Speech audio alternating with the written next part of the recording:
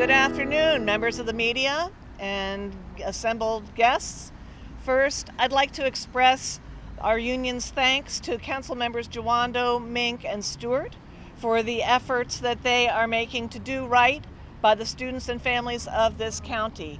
I am Jennifer Martin, proud president of the Montgomery County Education Association, representing 14,000 members who serve our students each day, and I'm joined here by Pia Morrison, president of SEIU Local 500, the supporting professionals union of Montgomery County Public Schools, and Dr. Christine Handy, the president of the McBoa union that represents administrators in MCPS. So today, the council took their preliminary vote on a property tax increase for the fiscal 24 budget. We are deeply disappointed that they have failed to fully fund the Board of Education's request for needed enhancements to end the staffing shortages and provide the resources needed to meet students' needs. Unless the council has a change of heart and sees reason in the next week, the three unions and MCPS must struggle to determine which painful cuts are least damaging to our children and communities. Council President Glass and others have repeatedly assured us that their top priority is funding our schools. But now, when it's time to put money into MCPS, they claim that funding 2/3 of the budget request is the best they can do. We educators are all too familiar with this scenario. The county fails to fully fund schools, and we educators on the front lines, most of whom are women, are called on to do a little bit more and then a lot more. "You need to do it for our kids" has become a weaponized and insulting slogan that has led us to burnout and to unprecedented resignations. Of course, educators are here because we want to help our young people to an excellent education. Of course, we routinely give of ourselves above and beyond our contractual obligations. But there is a point when we educators give until we simply give out. Last week, MCA members staged a sit-in at the council. This is not normal behavior for us as professionals, nor as a union. We were called rude and disrespectful by some. Taking over a council meeting is not comfortable or pleasant for anyone involved. But we educators are at the breaking point. We protested, yes, because we saw our new wages and working conditions agreements were at risk. Improvements that for the first time in many years promised to help bring salaries back to the levels we saw before the Great Recession, and improvements in working conditions that mean improvements in our students' learning conditions.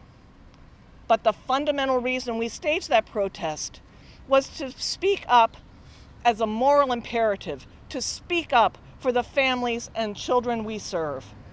We simply cannot provide the excellent education they deserve without a fully funded budget. The council has made it clear that they expect us to continue to do more with less.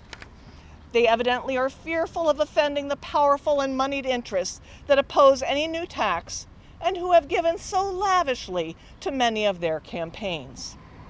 But we educators will continue to fight on behalf of the children and families of this county. We fear what cuts may come. Where are they to reduce spending? Our children need more English language learners, more counselors, more paraeducators and bus drivers. Our children need educators who have access to ongoing professional development, up-to-date equipment, and adequate resources. Our children need schools that are safe and welcoming. So we must have building repairs, facilities maintenance, security upgrades, and restorative practices to ensure their well-being. The council appears to be preparing to give MCPS leadership an impossible challenge. We cannot be a prosperous county without strong public schools. We implore the council to come back with a budget that puts public good over private greed. They must prove their commitment to ensuring we have excellent public education for every student and community in Montgomery County. You cannot make our schools better by starving them. I'll turn things over now to Dr. Handy. All right, hello everyone. My name is Dr. Christine Handy, and I am the president of MCPS, which represents the more than 800 leaders in Montgomery County Public Schools. We stood here in this area just last month, encouraging the county council to fully fund our schools. Fully fund our schools. Our superintendent put forth a budget that is needed as we have returned from a pandemic, and our students need more now than ever before. It was disappointing today that our county council is not supporting fully funding the MCPS budget. So we're asking the county council to, there's still time left to come back and ensure that the funding is provided, that the superintendent can do what she has been appointed to do here in Montgomery County and leading our school district. We're asking more funds be allocated to MCPS. We have a negotiated agreement.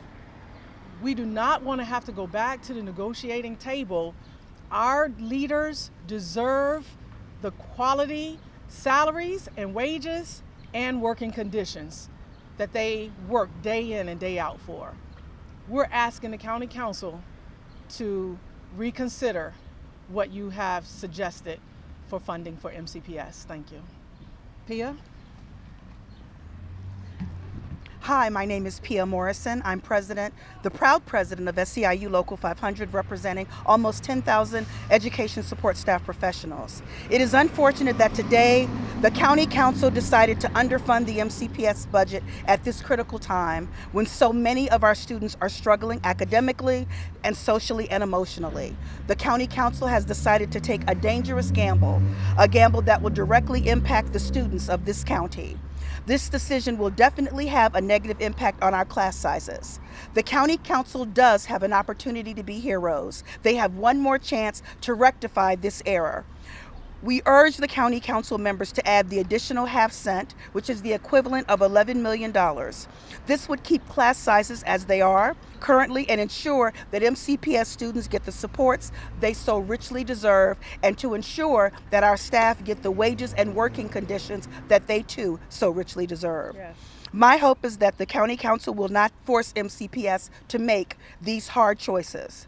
I would like to thank the thousands of support staff professionals at MCPS, as well as the ones who've joined me today. And I want to also thank Councilmember Will Jawando, Kristen Mink, and Kate Stewart for standing up for what they believe in.